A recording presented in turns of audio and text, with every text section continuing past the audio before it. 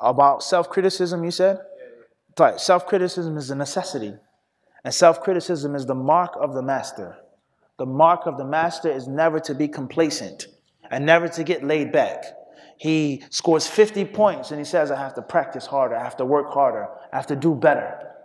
He's always looking for perfection, striving for perfection.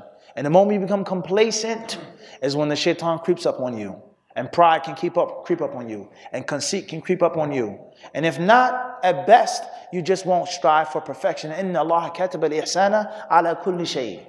Allah has prescribed perfection upon all things. Anything that you do in life, you should seek to perfect that thing.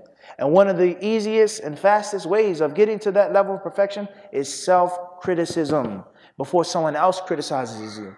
Because someone else may criticize you and you may not be able to handle it. You may not listen to it because it's coming in a negative way. You may not listen to that criticism because it's someone who's lesser than you. But obviously, if you are criticizing yourself, then the door to accepting that criticism is what? In most cases, it's easier. So self-criticism is very important. And just sit down and ponder. I gave a class. The people were pleased with the class, but I know I made a mistake.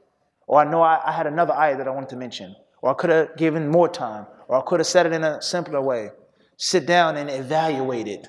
Talk with people that are in your inner circle and ask them to be honest with you. Tell me the truth. How did I do? Don't butter me up. Did I do well? And it says, you did good, but I think you should have said this. Or you stuttered. Or you were looking at the paper too much. Or you're too nervous. Or you're too stiff. You can't do this unless you have good, honest people around you. But nothing will suffice with self-criticism. And the worse you are on yourself, the better you'll be at your profession.